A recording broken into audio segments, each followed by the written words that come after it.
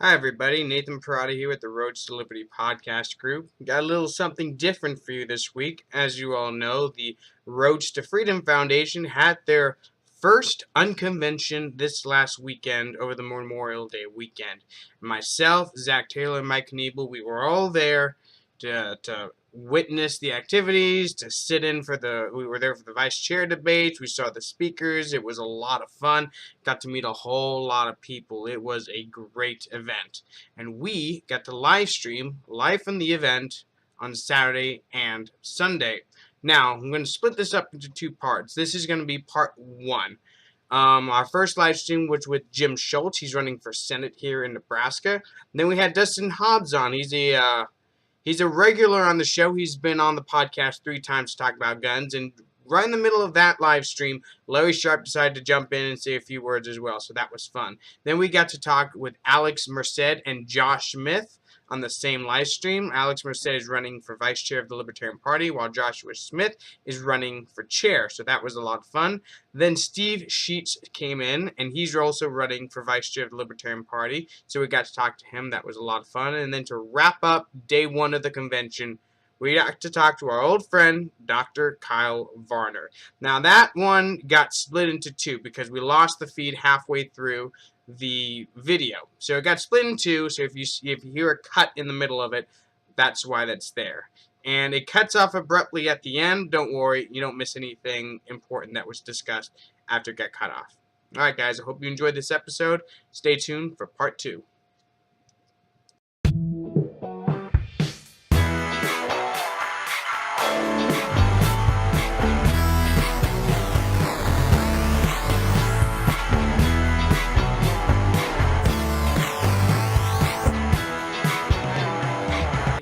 Host of the Guardians of Liberty podcast on the Roads to Liberty Network, here live from the Omaha Roads to Freedom UnConvention in La Vista, Nebraska.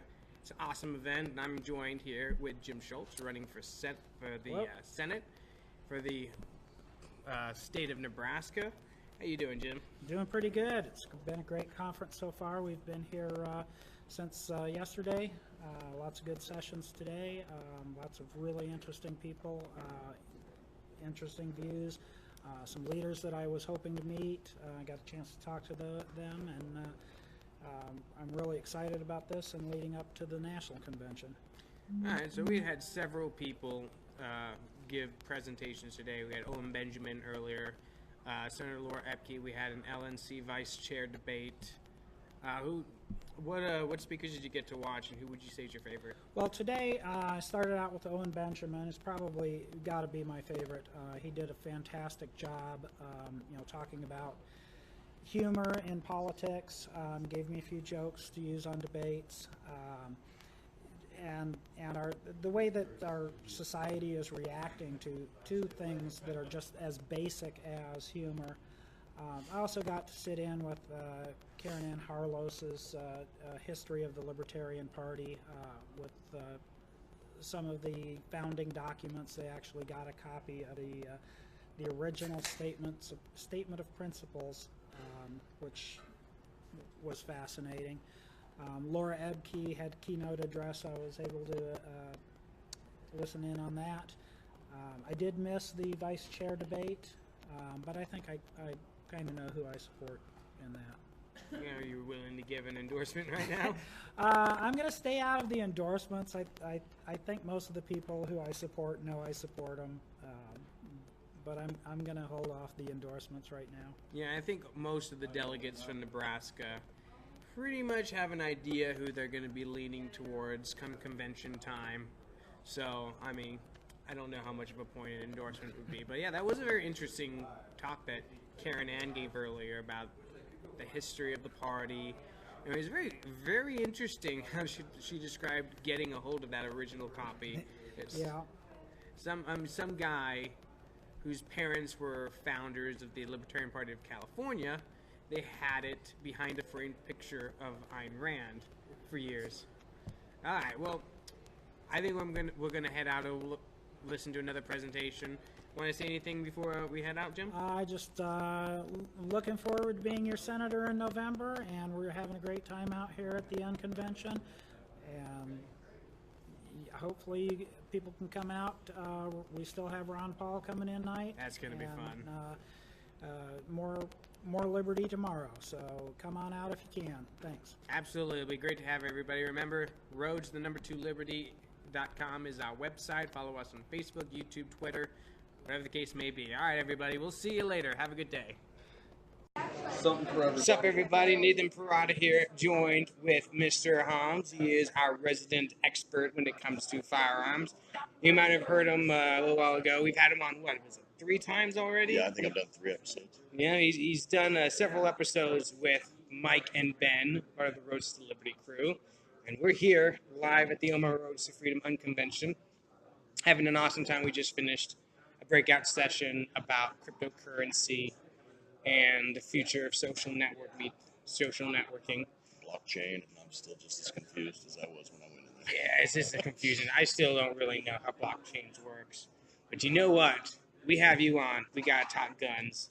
So one of the things I wanted to talk about, which just kind of amuses me, is that New Jersey passed a bump stock buyback program not too long ago. Yep. And they were encouraging everybody in the state who owns a bump stock to turn them in. And exactly 0 people actually did so. Yep. So, thoughts on that? It was a meme that popped up. It's estimated number of bump stocks in New Jersey was something like 8,500 because the companies that made it probably kept records on it, and its number turned into the authorities was 0. And this is in a progressive Democrat stronghold where subservience to the state is just taken as a matter of course. And 0 out of roughly 8,500, and I think the law went into effect like April 1st or something. Yeah, something like that. Yeah, so a couple of months to comply. It was very, very heavily advertised. You got until this time to turn them in, and 0 got turned in. And not a single one. Not a single one. You would think that somebody would have turned it in, but you know what? The kind of people who own bump stocks to begin with, they're not going to be the most progressive people in the world anyway. Probably not. I mean, if I was living in New Jersey, I probably would try and get out. But I mean, the possibility remains that the people that owned those might have just wanted to recoup on their investments. Hey, you can jump in if you want. I'm never going to say no to Larry Sharpe. You need to understand something, okay? Guns don't kill people. Bump stocks kill people. Okay? Let's be clear about that. So Larry Mr. Larry Sharpe. He's Guns also at the don't kill UnConvention. people. They don't. Bump stocks kill people. Yeah. So if we outlaw bump stocks, there'll be no murders ever. So let's just do that. That's what Lincoln did. That's they exactly- outlawed yes. bump stocks. So That's now correct. nobody will ever die ever again in Lincoln because they have the That is courage correct. to ban bump stocks. Yes. Right. I mean, and like I was saying, it's the possibility remains that those people that had the bump stocks in Jersey, rather than turn them into authorities and get like $100 or whatever the payment, I don't know what the payment was. Possibility exists that they sold it out of state and just got their money back. But the fact that 0 of them were turned in, to me, is amazing, especially in a place like New Jersey. And the meme goes, now imagine trying to ban the 350 plus million guns themselves that are in the United States. It's not going to happen. There's absolutely not. And Larry, over in New York, you have that safe act that Yes. you've been talking a lot about. Why don't you tell us a little bit about that? What they're trying to do here is actually they're not trying to just en masse take guns away. The goal you'll see constantly is create enough laws to where they can slowly begin to chip away at people, new gun ownership, right? So, and then people who have a couple of firearms who decide to just give it up, it's not worth it anymore, right? And then at one point you have a bunch of people who have illegal guns. And illegal guns sounds very evil, right? Super evil. It sounds bad. And the average person, when they hear illegal gun, they assume you are a criminal mastermind. That's the assumption. It's marketing. And what the people who hate guns have done very well is marketing. They're very good marketers, and we often fail. We go back to, well, it's constitutional, and that's what matters. And while that's true, it doesn't market well, right? The marketing that the anti-gun people do is very good. They're going to do it again. And they're going to make it to where the illegal gun seems scary, people are slowly going to stop to where only a small number of people actually have guns. They have lots of guns. They will all then seem like they're kooks, and then that's when they go. Right. And this is going to be over the course of many years. This isn't tomorrow. It's an incremental approach. It is, and sadly, it is actually working. Yes. No, it absolutely is working, and this is where one of the points I like to make is that you can't give in to these little gun control measures that people like to incrementally pass, because once you start giving in to their premises, then there's no logical stop to it, and it's not going to work. We just want common sense gun control. Yeah, that's the thing, isn't it? That's all we want is common sense gun control. It's a completely subjective term. Absolutely, it's common sense. 100%. And going back to what you just said, Larry, about the illegal guns. Well, if these are the people that are in charge of making the laws, they can move the goalposts. Absolutely. And what was the bump stocks are a perfect example. It's they were a legal item a day before April 1st, and then on April 1st, any gun with a bump stock is now an illegal gun. And now we have a situation in New York State where if you actually have a magazine, if I'm not mistaken, if it's over seven rounds will fit in your magazine, you are now, I'm not making this up, a violent criminal. You are a violent felon.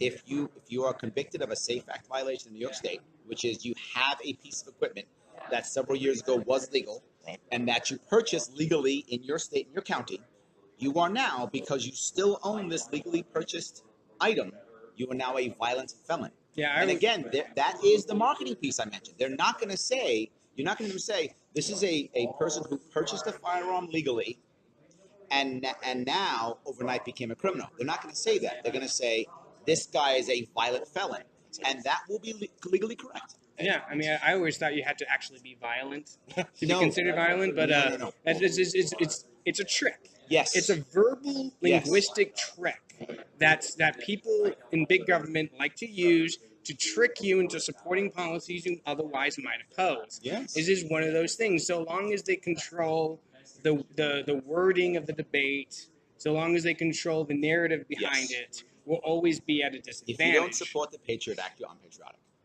Exactly. Well, if you don't support the SAFE Act, you want our kids to die.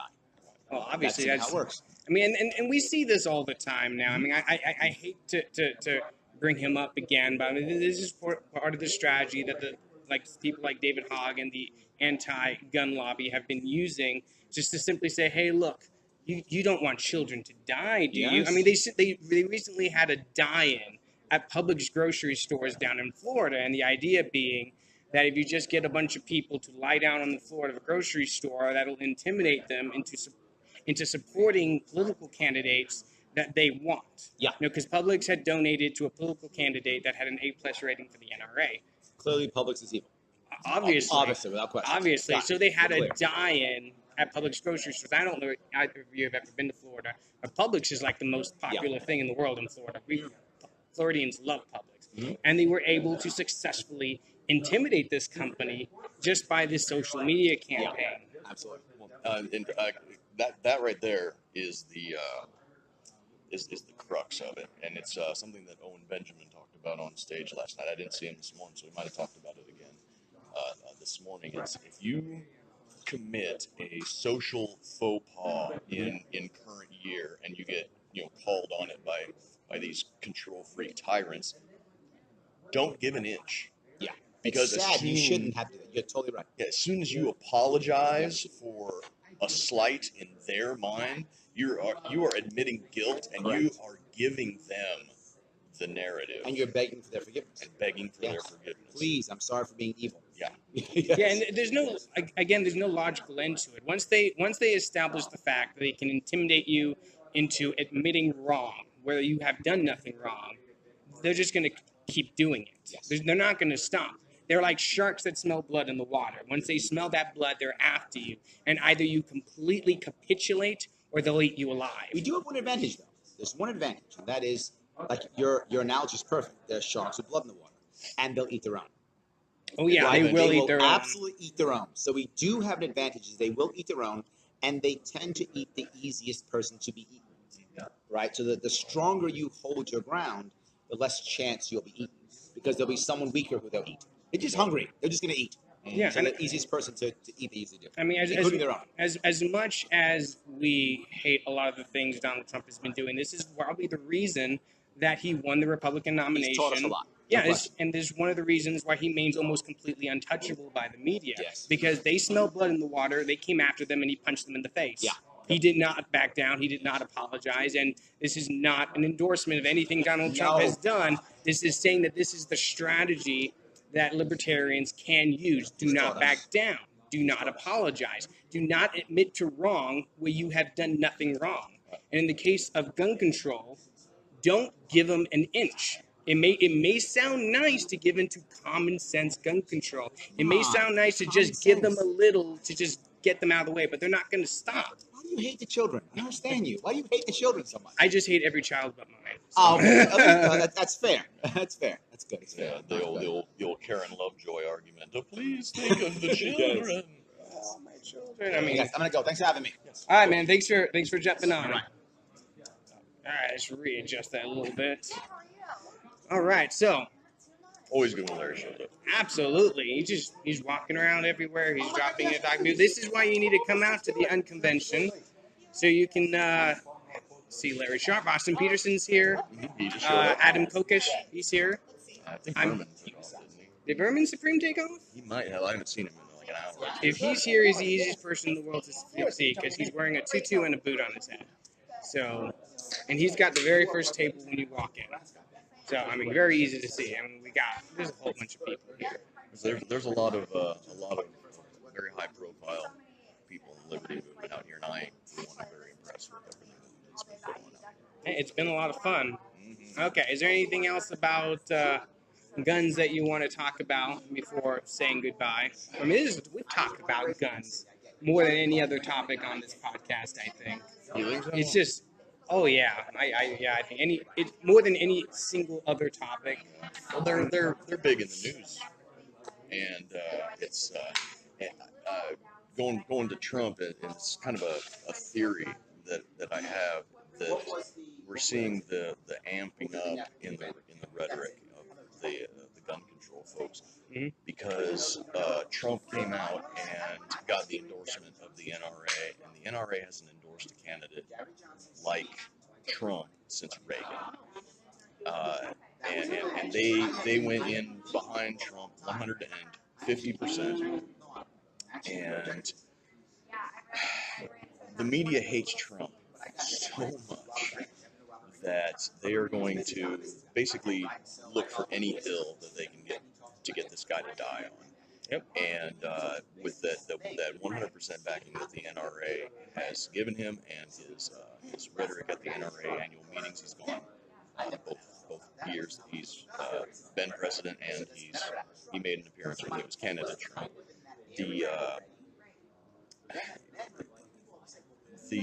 The in the past, the gun control rhetoric was you didn't hear a lot about it when Bush was president, because the prevailing wisdom was that a Republican president isn't going to act on gun control. Even if there was a mass shooting, it's just kind of like, he's in the news for a couple of days. Oh, think of the children, and then it goes away. Yep. And then when Obama became president, every mass shooting was heavily publicized, because the prevailing wisdom is that a Democrat is going to do something if the legislation passes the desk. They're hitting Trump with Obama style or Obama administration style propaganda, Yeah. because they just hate the man. And if he does something, he pisses off his base. If he doesn't do anything, he comes across as an uncaring, unsympathetic child hater. Well, also, Donald Trump is more malleable than any other president we've had recently. I mean, I'm not saying that Obama and George Bush were exactly ideologues, but Donald Trump's one of those guys who changes his mind based on what advisors whispering into his ear at any one time. So it is feasible that they could actually somebody could whisper into mind someone that he trusts and actually get him to support certain gun legislation, which is unfortunate. He has said some things in the past about wanting the ATF to do something about bump stocks. I don't think I've heard anything out of his mouth about anything other than bump stocks. But that's the yeah, you're right. He is kind of malleable, and it's a public opinion thing, and his advisors, they whisper in his ear, and if it'll sway his poll numbers a little bit. Unfortunately, he's kind of squishy. Yeah, this is why I said us people who are absolutely against any more gun laws, we can't let up on it. We can't let these people control the narrative. We can't let them control the debate. We can't let them go unopposed. It's the most important thing. The key is not to just fight any new restrictions on your Second Amendment rights. To go on the offense. Like I'm a Second Amendment absolutist, and I think if you can afford it and you can physically possess it without putting anybody else's life or property in danger, you should be able to have it. Right. You want to put down a couple of $1 billion and buy the USS Missouri and make it your own personal pleasure yacht. If you got the money, more power to you as far as I'm concerned. A pleasure yacht on a battleship. That would be something. Man, imagine the size fireworks you can shoot out of those cannons. Oh, yes. Like, my goodness, you would light the entire... It would look like daytime. You fire them all up into the air with fireworks big enough for them. Yep. Fire some 16-inch blanks out of there with some pyro in there. Oh, my goodness, that would be the greatest thing ever. 4th of July, baby. International waters, baby. Let's make it happen. Yeah. All right, well, I think that's all we want to say about guns. I mean, how are you enjoying the UnConvention so far? I am blown away. Yeah, if you're not here, get here. If you can get here, they are taking just day by day payments at the door. Let me pan around a little bit so you guys can see what it looks like in here. That's one end. There's the Libertarian Party of Nebraska table. And if you look down the hall, there's more over there. And right behind us is the ballroom where Ron Paul's going to be speaking tonight. Right, exactly. If you can get here, get here. It's I think it's just $20 for the breakouts and the speeches and everything. A lot of good information being put out on blockchain, cryptocurrency, and healthcare are the three main points of focus for this convention. Yep. And if you want to see Ron Paul tonight, it's going to be $60. And they are raffling off tables. So if you want to sit at the same table as Ron Paul, they're sold out of those? All the people with money already took there. Sorry. Yeah. Sorry, everybody. Ron Paul only had 3 vacancies, but Larry Sharpe's table, I think, still has seats available. Austin Peterson still has table. Adam Kokesh probably has some. Kokesh. Yeah. So, a lot of interesting people, a lot of interesting information. If you can get here, get here. Absolutely. All right, everybody. Thanks for watching. Get over here if you can. So, we'll see you all later. We'll be live streaming all day. Remember, Road2Liberty.com is the website. We're on Facebook, Twitter, YouTube, and Minds. Get on any of those platforms and follow us. Thanks, everybody. Hi, everybody. Nathan Porrata here, live from the Roads to Freedom UnConvention in beautiful La Vista, Nebraska. I am joined with candidates for the Vice Chair of the Libertarian... Stop that. Candidate for Vice Chair of the Libertarian Party, Alex Merced, and candidate for the Chair of the Libertarian Party, Joshua Smith. How you guys doing? Oh, we're doing great. Thank you so much for having us. All right, so... Mike's over here. It's on his way. And then we got Zach Taylor over there, just butting in whenever he wants What's to. up? All right, so you guys got here to Omaha... What was it, yesterday? I got here last night. You got here last night, and you got here today? I got here yesterday morning-ish. Wait, no. I got here the night before last night. All right, how are you guys enjoying the convention so far? Loving it. So basically, yes. So go make sure you like the page for the Rose to Liberty, Rose to Freedom Foundation. So that way next year you make sure you're here, because this is an awesome event with a lot of awesome people. I've gotten pictures with Austin, with Larry, with Josh. It's been fun. Yeah, we got Ron Paul coming soon, which is going to be really cool. I'm looking forward to. I'm going to try and get that endorsement. I'm going to be the first Libertarian that Ron Paul has endorsed in 30 years. It's going to be a really good time. But no, this is a great event. I mean, the people here are awesome. There's great speakers. There's very informative breakout sessions that we've been able to go get in and see. And I really thank you guys for putting it on. Absolutely. Absolutely. It's great having you guys here. So you're both running for positions within the Libertarian Party. Like I said, chair and Right, vice sure. chair. Why don't you tell me about how the campaign's going on? I know both of you have been hitting the convention circuit, talking to a lot of libertarians, shaking a lot of hands. What are some of the things that you've learned and some of the things that you've been up to? Oh man, so this is actually my 18th state that I've been to in the last 19 weeks. But who's counting, right? Right. I think I've been to 17 state conventions, and then here, man, the information that I've been able to attain and the knowledge that I've been able to attain over the last 4 months is invaluable. I mean, you know, I got to spend a couple days doing ballot access petitioning in Ohio, and I got to eat Stuffies with 12 guys in Rhode Island, and learn that, you know, with a party where you know, it's in a state with less than 1 million people. If we put a little extra focus on a state like that, we'd probably turn the state libertarian. You know, so it's just been amazing to get out and see the different culture, the different state affiliate culture in each state, and really get to understand what it is that our activists need to have a more successful party. So. Yeah, no, I mean, basically all the traveling has been invaluable. I haven't been to as many states as Josh, but it's been great to go to places. He tried. I tried. Places like Pennsylvania, Ohio, Tennessee, and you get to see what the ballot access challenges are, what their state culture is, and this is invaluable information. We're going to be serving on the LNC, the Libertarian National Committee, and basically we have to be able to have a discussion about how resources get used so that we can support every state as best as possible, so that way they can push forward on their goals. So understanding the challenges they have, that's going to be invaluable information. Also building relationships, so that way you have those channels of communication, because if people don't know you, they may not be as open to ask you a question or ask for help. So building those relationships have been very valuable, especially since we want to represent the country and really help the country and all the state affiliates Would you say do better. it's been invaluable? Invaluable. Okay, all right. Did I say the opposite? I don't know. Well, okay, so we didn't get to do a lot of audience questions earlier in the vice chair debate. You were up there earlier. One of the things that I wanted to ask is, so I'm the chair of the Sharpe County Libertarian Party. That's the county that we're in right now. And so I'm the guy on the ground knocking on doors, walking in parades, organizing fairs and stuff like that. Well, you're not the only guy. Well, not the only guy. This guy helps out, and then that guy helps out a little bit when he wants to. But I've been an internet troll. all right, so the thing is, I could care less. I couldn't care less about the purity test and the ideological purity of who sits in the chair and vice chair position. What I care about is, one, your ability to actually do the job, which both of you seem to me like you're capable of doing that. Being a spokesman for the party when necessary. And 3, not committing unforced errors that make my job harder with idiotic controversy that comes out of nowhere that doesn't have to exist. So, You mean like the Satanist posts during Holy Week? I am talking about a multiple of There's things. nothing like extolling the virtues of Satanism on the Holy Day. Okay.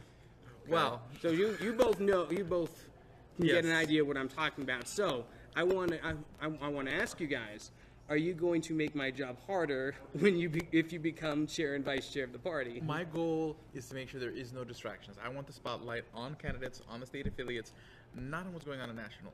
National should just be basically making decisions to help you guys do more, so that way the spotlight can stay on you better.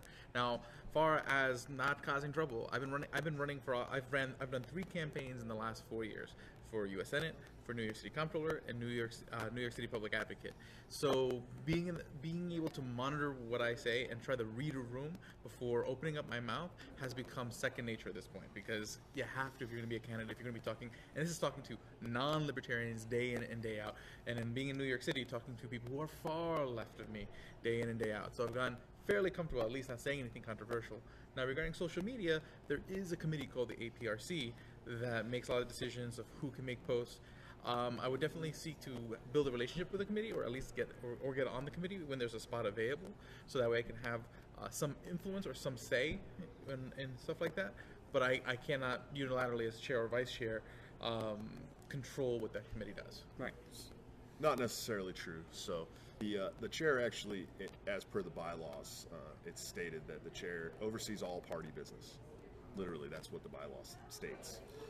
I believe that we do need to make sure that we're putting out constant good media on our social media and stuff that is going to help our causes and help our candidates and help our state affiliates. Now, I do agree that we need to, it takes a team of people, and we need to make sure that those people are heard and those voices are heard, and Alex is very right in that fashion.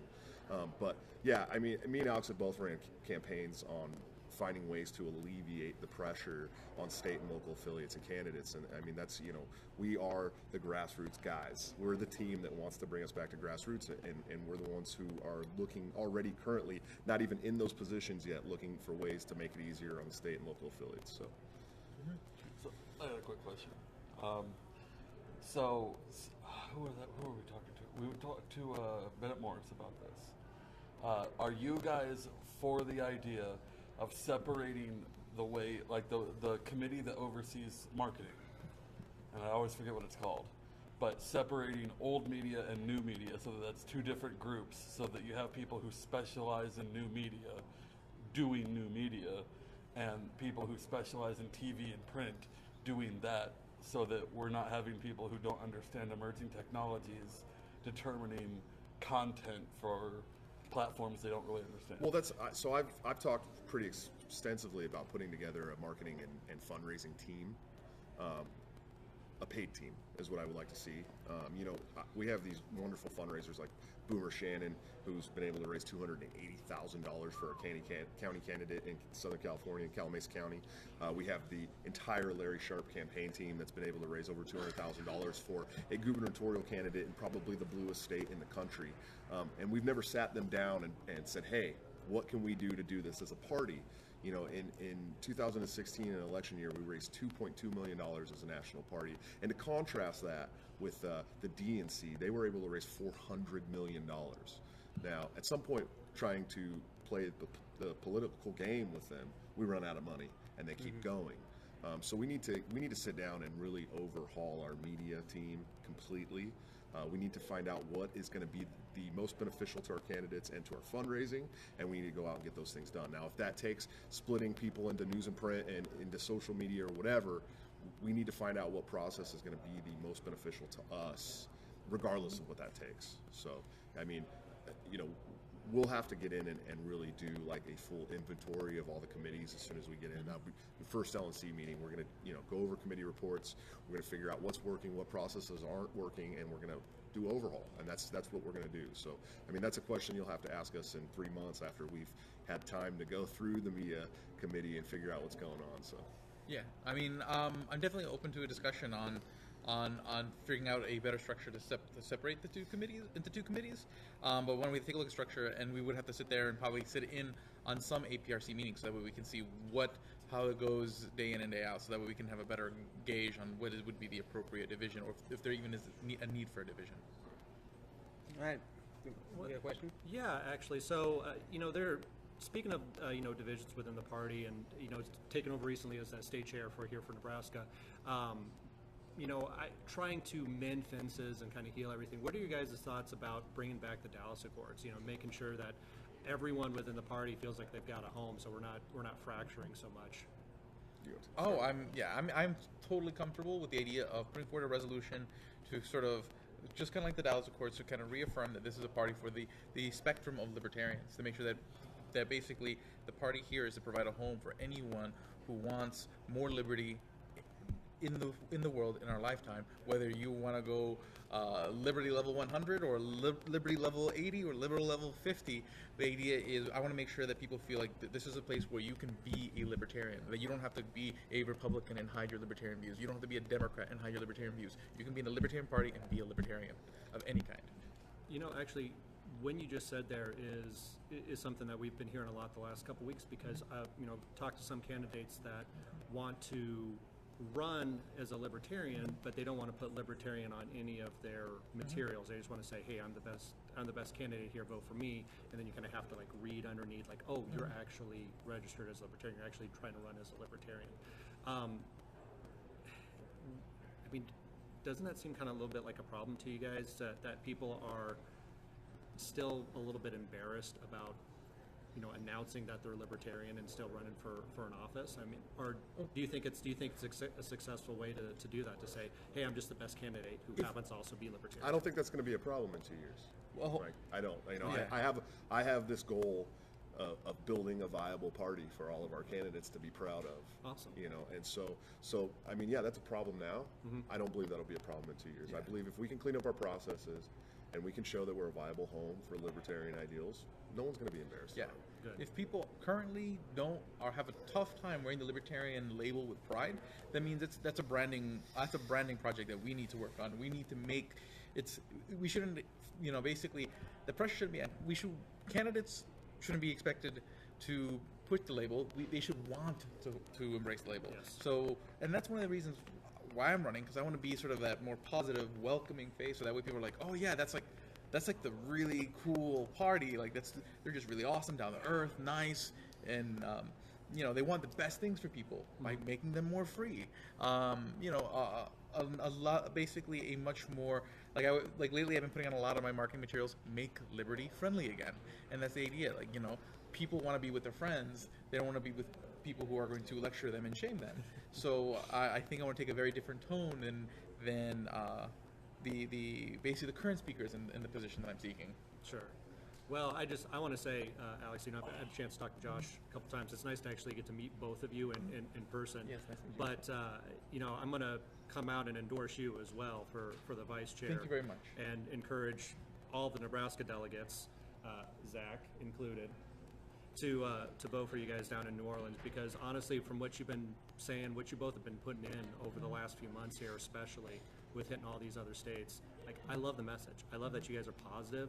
I mean, you are positive, you're respectful, you look the part, everything I want to see in somebody who's going to be promoting liberty. So I just wanted to honestly thank you both for being here.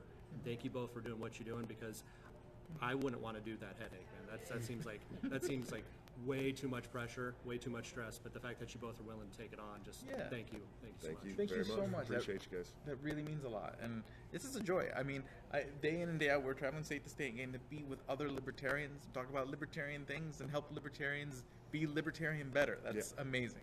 That's cool. All right, well, I would like to endorse you guys, but I need you to do something for me first.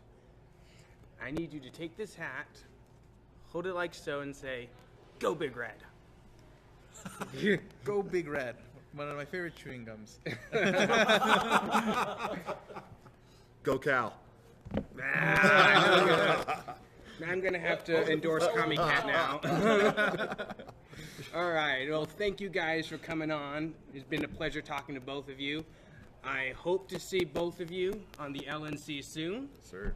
And you guys have an awesome rest of the weekend and an awesome race. Awesome. All right? Thank you. All right. Thank you, everybody, for watching. Remember, the website is roads2liberty.com. And if you're not here yet, show up. It's an awesome convention. See you guys later. The thing, and this is the Hey, reason why everybody. it's bad. Because after this year, it's probably going to revert back. Oh, okay. Because the Supreme Court really had no business doing what they did. And they will probably revert it back and say it will change when the census is taken again. Okay. So, hey everyone, we're live. What we're talking about is Pennsylvania District 8 dissolving. Is that how it happened? It didn't exactly dissolve. It was redrawn slightly. There's an area up in the north that juts into Montgomery County, and that was sliced off and put into the adjacent district, and another section of Montgomery County was added in its place. This particular redraw helps the Democrats a lot more, because the other version made it more difficult for Democrats to get elected, as there were a lot more conservatives in that particular section of the district than the new section. So we're on the lovely topic of gerrymandering, essentially. I'm Zach with the Roads to Liberty podcast. We have Nathan. What's up, everyone? This is Steve Scheetz, who is A, running for vice chair of the Libertarian Party, and B, running for Congressional District 1 Yes, sir. in Pennsylvania. So, disclosure, I am social media guy for his campaign now. So, a little biased. It's fine. He's also a little biased my towards Alex Merced, because he did endorse Alex Merced for I vice did. chair. So, here's the thing. I That's love okay. Alex. It's okay. Because he's the one that got me into doing like all the stuff that I do. I love the positivity. If I had a second choice, it would be Steve, who is not far behind. He's a great guy. No. Not Arvin. You all know how much I love Arvin. So how have you found Omaha so far? Do you like it? I love being in any location where there's a lot of libertarians. Yeah. And there are a lot of libertarians here, a lot of friends who I haven't seen in a long, long time, and I'm really happy to be hanging out with them. So other than like yourself, who's been your favorite speaker or, panel or whatever so far? Believe it or not, Austin Peterson really did an awesome job while he was talking today. He answered questions and he was reasonable. He didn't tell anybody that he was going to become a libertarian again. He said, look, I am what I am. I'm doing what I'm doing. And that's just the way it is. I've taken a lot of hits for it. And he has. Mm-hmm. And he has. But this is the way I see us moving forward.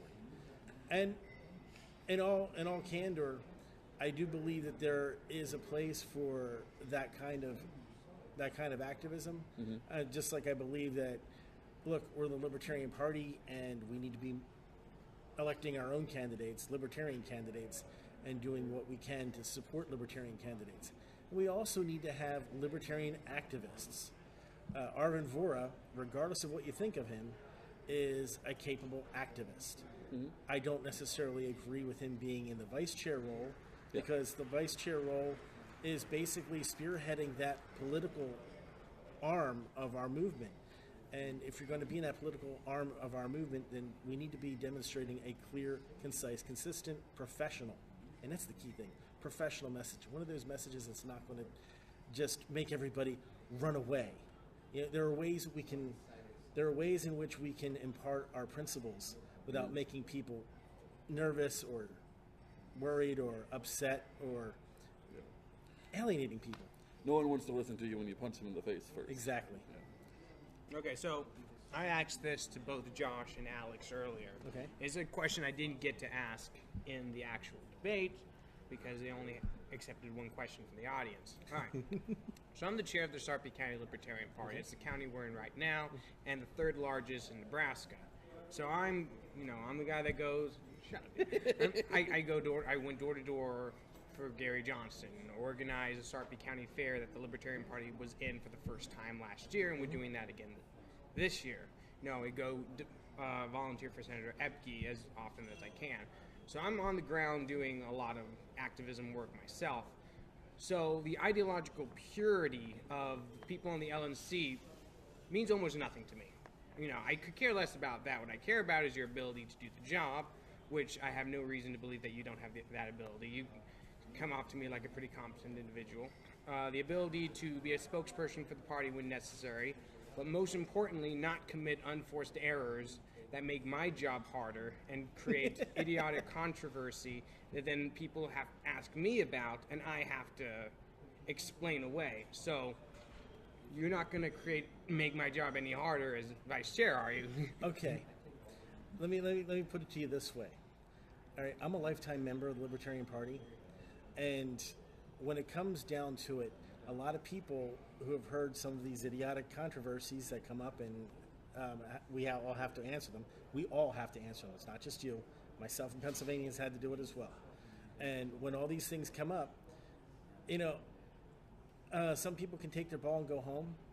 I chose to run for vice chair because I believe, again, that consistent professional message. Like you said, ideology, we have a lot of new libertarians coming from a lot of different directions, and we can't afford to alienate these people. We can't afford to alienate anybody, really, because at the end of the day, in my particular district where I'm running for Congress, there are 3,000 libertarians. In order for me to win, I need to convince 120,000 people to vote for me. So we're clear. I need to reach across that broad spectrum. I need to reach the Democrats. I need to reach the Republicans. And you don't do that when you are alienating them. So, no, I won't be doing that. So I've been seeing you do a lot of ballot work lately. What are you getting signatures for right now? Is it just access? Right now, I'm getting signatures for my own run. I'm getting signatures to run for Congress and to get on the ballot in Pennsylvania, and also to help the other statewide candidates and some of the down ballot candidates in my district. Where we're all stacked on together, it's really nice because you get one signature counts for 5 people. Mm-hmm. That's awesome, and that's really those places where we need to concentrate our efforts. And we have one guy on the, 2 guys on the ballot right now. And I'm excited about that. Myself, I have a significantly higher bar to get to. Yeah. But yet, when we were talking before about the gerrymandering, when it was District 8, that bar was at 3,600 valid signatures, which means I would have to collect at least 4,500 raw signatures in my district. Mm-hmm. Now, by comparison, the statewide candidates are required to achieve 5,000 signatures total throughout the entire state. That bar is almost insurmountable. And in fact, to illustrate this point, it's been 17 years since a Libertarian has been on the ballot in my district for Congress in Pennsylvania. Just so we're clear, it is ridiculous. So it really highlights some of the differences between some of the states, because here in Nebraska, there's not even a signature requirement for running for Congress. You just say, I'm running, and you're on the ballot, because we have that major party status here. Yeah. Yeah. Well, so that was hard fought. It was the party working very hard for a long time, and then Senator Ebke closing the deal for us. So, I mean, yeah, what used to have to happen is we need to get. Let me get back in the picture here. Hey, we need to get 5% in each congressional district to maintain the ballot access, or 5% in a statewide race. So, president, governor, treasurer, secretary of state, 5% in one of those. Attorney General, I believe, yeah. Yeah, stuff like that. The thing about that was, though, that would suck up all the resources for the LP, because we would try to run in as many of those races as possible to make sure that we got 5% on something to maintain that ballot access. The way it works now is, so long as we have above 10,000 registered Libertarians, and we have around 14,000 right now, we maintain that ballot access regardless. For us to be able to qualify as a major party, we need 15 or 16% of the total voters in Pennsylvania. That's insane. We have right now 46,000 Libertarians registered in Pennsylvania, which is a pretty respectable number, right? But it's... You also have 2 major population centers, so I assume your actual population is pretty high. The population is fairly high. Philadelphia and Pittsburgh have a lot of people, and they lean generally in one specific direction. I mean, Pennsylvania is like the biggest population swing state, isn't it? Like, maybe Florida. I don't know who's bigger. Florida's bigger. I think Florida's slightly bigger. Okay. Still, we have 19 congressmen. There's a reason Pennsylvania swings elections so strongly. So, yes. Wow. Well, the other part about Pennsylvania is it's not a lock for Republicans. It's not a lock for Democrats. It can change and it can swing. And does that help you or hurt you? Well, Libertarians, we draw from both sides. And when I was talking to people at the polls on primary day, I was actually asked by this one couple up in New Hope. The one guy said, well, are you going to draw more from the Democrats or more from the Republicans? I said, well, typically we draw equally from both sides. But in this particular case, there are a lot of people who are angry with the Republicans based on what the Republican policies have been, especially in this district. He said, oh, good, I'm signing your form. But that was just one case. It's funny, depending on where you go in my district, I had a 90% close rate in New Hope, Pennsylvania. And New Hope is I guess, a lot more free-spirited. Another area that I went to, Yardley, I had a roughly 70% close rate. And the difference is just the people when you get down there, and also in Newtown, which is another population center in Bucks County, everybody tends to be locked in their own world when it comes to who they're going to vote for, who they're going to support. You can jump in anytime you want. I know, but I'm never going to say no to you jumping into a podcast. Larry Sharpe, everybody. Yeah, the man. So, and we talked about this a little bit last night when we were talking about the social media aspect of your campaign then. And him walking by, this is a perfect segue. How much of your district are we able to get to on social media? Because, like, one of the problems we have in Nebraska is probably half of our population doesn't know social media exists, because it's farmers, it's ranchers out west. These are small towns, and if some of them don't even have internet.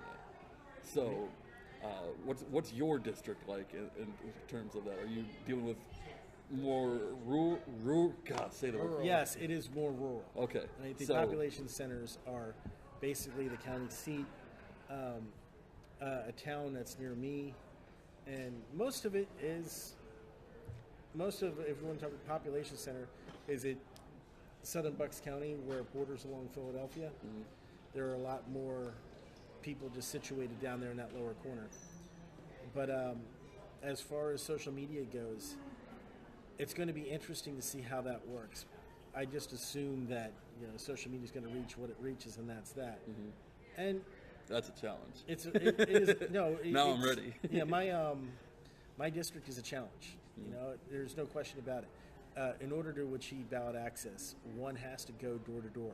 Mm-hmm. And you have to go door to door when you're campaigning. You can't possibly knock on all those doors. Some of those houses are spread out, and it's just the nature of the beast. This is 17 years since a Libertarian has been on the ballot in Bucks County. I need to break the curse. All right. So I think that's the challenge, my friend. Yep. I think we're getting ready to start the next thing, so we're going to sign off here. All right. Thank you for coming on. Thank you, sir. Yeah. Thank you for talking to us. You got it. Thank you. All right, everybody. Remember, Roads, the number 2, liberty.com. Check us out. You can follow us on Facebook, YouTube, Twitter, all those social media platforms. Have a good day, everybody. Roads. Roads. My roads is going to build the roads. All right. Have a good one, everybody. See if it works this time.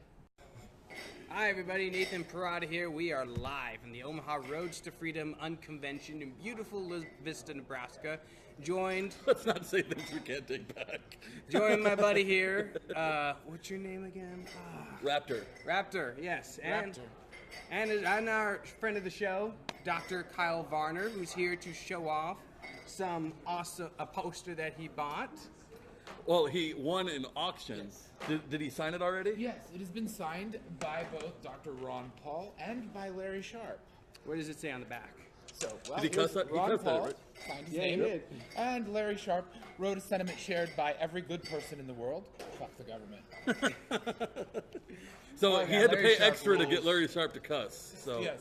I'm sure Larry's campaign team, when I share this video to them, they will be extra happy about that. Larry Sharpe rules so hard. Oh, yeah. Well, He's yes, like, he does. If you buy this, I will put vulgarity on it. Well, he knows how to raise money. Yeah. I mean, he had me bidding against myself every time he offered to put the. Ron Paul will sign it. Okay, I'll like bid more against myself. Then Larry will sign it. Okay, I'll bid more for that. Then I'll put vulgarity. Okay, I'll bid more for that. It's like, you had me at Larry Sharpe using vulgarity. Yeah. I mean, I know you're a Marine, but I want to hear you use vulgarity. Yeah. So this has been an awesome event. You got here yesterday, correct? Yeah, I got here the night, like really late at night before yesterday. So after everything had already been finished. Yeah, at that point. exactly. So I flew in. It's been great. Really, some wonderful people I've met. Catching up with old friends is always good. You know, Libertarian events are like family reunions. And you see a lot of the same faces. Your family is way cooler than mine. But yeah, I see a lot of familiar faces, but I meet a lot of really great new faces too, and I always learn something new. And this event has been no exception. Now, what was your favorite speaker / breakout session, whatever, of the day? Well, I would say Other than yours, you can't. Yeah, I can't talk about mine, but Dr. Benz. Dr. Benz talked about functional medicine, and the interesting thing about functional medicine and I guess we can expand it and just talk about this world of medicine. Some people call alternative medicine or integrative medicine or holistic medicine. I really don't like the word holistic. It's used by people who don't understand economics. Like the overlap between people who say holistic and people who don't understand economics is about like this. The point is that there's a lot of stuff out there that makes a lot of sense that we ought to use, but that we're not taught in medical school and we're not taught in residency. And the reason we're not taught, honestly, is because insurance companies don't pay for it. Insurance companies don't pay for it because it doesn't benefit insurance companies to pay for it. Why? Because reasons such as the fact that it may extend your life, but it'll extend it after the insurance and prevent disease after the insurance companies are off the hook. Because here's the problem with Medicare. It comes in at 65, so your insurance company has an incentive to keep you healthy up until you turn 65, and then they don't give a shit. Then you can die, or you can have chronic diseases, and Medicare will pick up the tab. If you get a disease like chronic renal disease before you're 65, no problem. Medicare is going to come in and step up. So they're not so hot on preventing things like chronic kidney disease. That's a cash cow for them, and the human beings in the United States are livestock thanks to Medicare. So I digressed a bit from talking about about natural medicine, but Dr. Benz mentioned several diagnostic and treatment options that I had heard about but not learned about, and we discussed them, and I kind of now have a lot of homework to do, a lot of things to read about, new things that maybe I can add to my practice, and that's exciting to me. Elfie's actually been going around, I don't know if she hit you up yet, but she's been trying to hit up all the doctors to talk about this kind of stuff. Yeah, because she asked me what I thought of the idea of going to naturopathic medical school.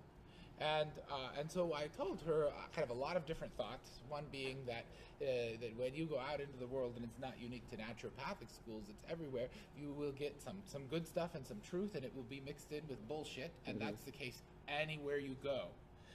There will be truth mixed with bullshit. And what you have to do is you have to think for yourself and figure out which is which. Nobody's going to give you the answer book. And how do you do that? My first suggestion is think mechanistically. What I mean by that is you say, okay, we've got a disease. What's going on with that disease?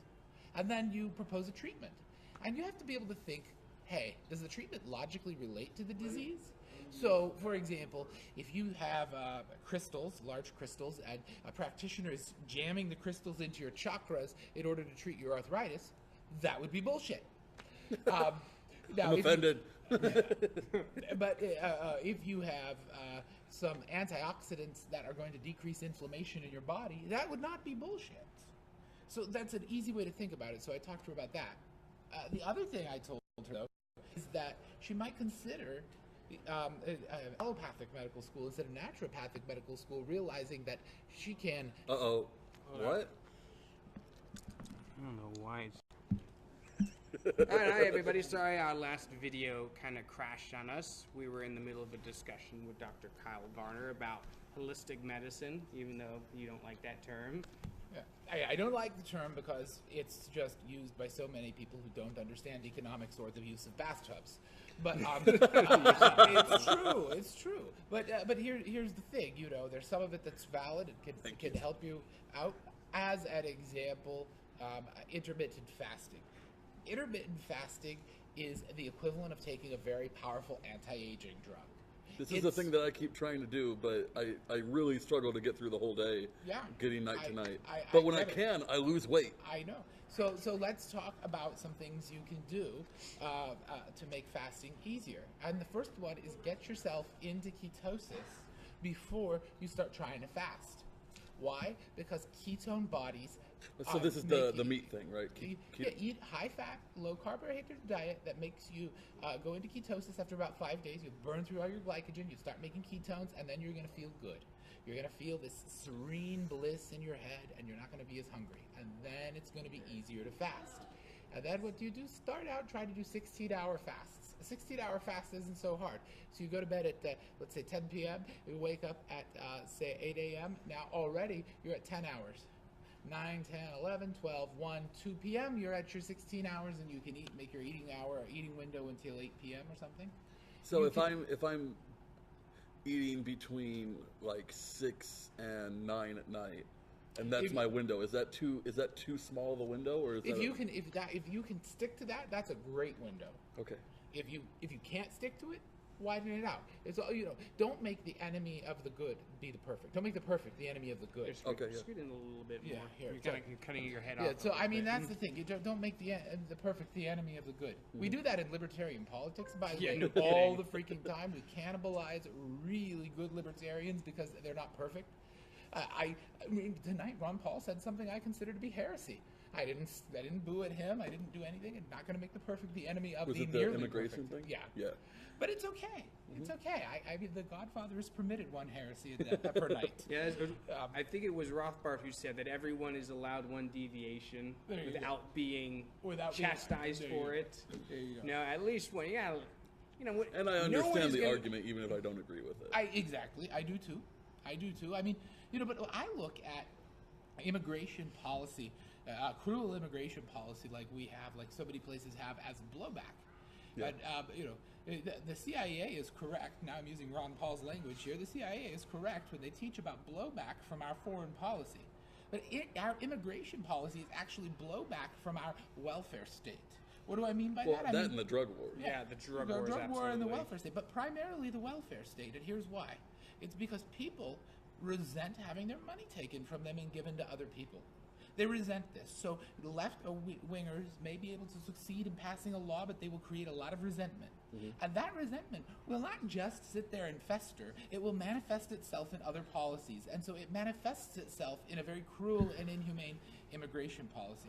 You know, Australia has the same issue. They're very proud of their socialized medicine and their huge welfare state. But Australia has migrants detained indefinitely at concentration camps on the islands of Papua New Guinea and Nauru. They have a very strict immigration policy. Yeah, they do. And what they are doing is they're basically imprisoning peaceful people in cages in order to prop up a welfare state. Why? Because that's the only way they can have a welfare state. So you have to, in order to advocate a welfare state, be willing to lock peaceful people who are fleeing conditions in the poorest of poor countries away in cages without due process. You have to be willing to commit these atrocities in order to provide things like food stamps, in order to provide things like a universal health care. So when you really understand this, that you cannot have a welfare state without immigration restriction that is cruel, you realize that the progressives, the ones who talk about government implementing compassion, are the cruelest sons of bitches in the world. Yeah, and I think that a point needs to be made about the drug war too, because like you said, the welfare state is definitely one of the causes. I recently read a book called Chasing the Scream, and I wish I remembered the author's name, and it was all about the drug war. It's breaking down common myths about the drug war, about addiction, about the effects of the war on drugs, and some of the history behind it. And he spent a very large portion of the book going through how the war on drugs contributed greatly to the destabilization of Mexico and its present condition. And he would tell stories about how the American government would hire special forces agents from Mexico to then go back and fight the drug cartels. But then when they went back to Mexico, they became the new drug cartels. Because why wouldn't you? Because now they have all the equipment, all the money, and all the training that the United States government could give them. And they go back to Mexico and they start beheading people. They go back to Mexico and start almost attacking like what we've done in facilities. Syria. Yeah, And every other Stan and all those countries. Like Yeah. hey, go fight this war for us. Shit, no, and they're then our enemies. we destroy these countries, and then we act all shocked that they don't want to wait 5 years to come into a country where their heads aren't getting cut off. You know, now maybe we could solve this immigration problem by just not destroying other people's countries. That would be a very good first step. That would definitely be a good first step. But you know, it's a problem. It's like dominoes, and one falls and the other falls, and one piece of government intervention creates another piece of government intervention, and bad incentives create bad behavior. I mean, we're talking in reasonable terms, and the statists are living in a fantasy land where they can come in with guns a-blazing and SWAT teams and glory and America, fuck yeah, and they're screwing up the world. And they're not even willing to have this conversation. I just have to say, you are a slightly more fun interview when we've had a couple drinks. I've only had half a glass of wine, man. Oh, jeez. It's coming. I hardly ever have anything to drink, so maybe that's it. Yeah. And I had 2 Captain Cokes today, and they made them strong, like really strong. But yeah, I mean, I'm in the company of friends, and maybe it is I just feel because we're doing this telling it- live instead of remote. maybe. I mean, it's important to just tell it like it is. And you know, we had a comedian here. You had him on your show, and I forget his name because I didn't know about him before. Owen he was Benjamin? here. Yeah, And he said some really valid things. He said, I just said no when it came to apologize. I'm not going to get on my knees. So I love that. You and I were, because you didn't know who he was and you asked me, and then when I told you why he's famous, it seemed like it blew your mind. So Owen Benjamin was famous anyway because he was in some shows and he was a well-known comedian. And then he said, "Hey, let's not give hormone blockers to 5-year-olds." And the left melts down. And your reaction was so funny to me. Yeah. My reaction was that you don't dare do that to 5-year-olds. You're going to fuse their bones. I mean, you can't really fuck with the hormones of a growing child because those hormones, once puberty hits, your long bones don't expand anymore. So the sex hormones stop the lengthening of your long bones. Don't give sex hormones, exogenous sex hormones, to children because they're going to be midgets for the rest of their lives. Wait a minute. But what about social justice? You're forgetting the social justice. Social justice has to wait until after puberty. Okay? I'm just saying. And I mean, I have no. So I think we're all cool with what adults do with their bodies. Of course. I have I'll if you want a sex change operation, I'll even help you figure out the best surgeon in Thailand to do it. I'm all for you. Be who you want to be. I'm all for human beings making themselves into exactly who they want to be, and I would never judge them. Just let the children's long bones grow first. And that's not even getting into the emotional harm that you're doing playing with hormones on someone. Like, you can really, you can. I mean, we can address this, but address this once you're not going to do any bona fide biological harm to the person. And I mean, it just seems to me to be the sensible thing. Do you find it ironic? Why do you hate people, Dr. Varner? Why are you so full of hate? Didn't that sound so full of hate? Because what am I going to do? Did I just offer to help people find someone to cut off their dick for them? I'm hateful. Don't you find it ironic? These are the same exact people who will hold a march for science. A march for science. We're progressives. We believe in science. Also, 5-year-olds should have sex changes. That's scientific. Because right? they like to knit. Well, but they weren't marching for science. They were marching for centralized authority to determine what's right and wrong. Mm-hmm. It's very, very different. So we had a panel yesterday, and we talked about, and the proposal was made by somebody on the panel that really there needs to be some kind of regulation that makes our food more nutritious. And the example was carrots requiring 85 nutrients and only getting grown. Someone made this recommendation at our conference. It was kind of an aside. It's okay, but I made the point of, look, I have no doubt that if you put 85 nutrients in the soil instead of 3, you will get a better carrot. The question that I have is it worth the expense? I don't know the answer. Neither do you, neither does anybody on the panel. The only way to determine the answer is to allow the market to decide. Carrots grown with 85 nutrients will be more expensive, but presumably more tasty and nutritious. Let people decide if they want that. Oh, Mary's going to have a talk pretty soon here, Mary Ruert. Is she? Well, we should. Well, we'll wrap up in a minute. I think I may have seen. I don't know if I've seen her this particular talk. She has a lot of talks, but yeah, she's Mary's really good at having a lot of different talks. Mary is awesome. She is a veteran of the Libertarian movement. Do you guys know I had a radio show back when I was 16? No, I didn't. That doesn't surprise me. You did everything by the time you were an adult. Mary Ruert was on my show as a guest back when I was 16. And so she was running for FDA commissioner, not running, but she's trying to get herself appointed FDA commissioner. And that would have been awesome. And I had a radio show in Spokane. I basically got all the libertarian business owners in the area to buy ads on my show, and I bought the time and did a radio show. It was 1 hour a week, and 1 week Mary Ruert was there. So that's how I initially knew Mary Ruert. And then, of course, we lost touch as I went off to school and everything, and then we got back in touch a couple of years ago, and we've worked together a lot since then. And so I'm excited to cut some more videos tomorrow, too. I am, too. Yeah, we're going to cut a lot of cool videos, and I have what I think is an awesome professional mobile video production studio with green screen, and maybe we're going to have some, whiteboard animations, and it's going to be really cool, and we're going to have fun. That's going to be neat. And I think I can, because of the way this works, I think I can actually plug this into your camera so we get the good mic, too. Awesome. Yeah, not that your mic isn't good, but this is good mic, professional lights, good camera, and green screen. What more do we need? We're gonna rock it. And then I feel like my editing's gotten a little better.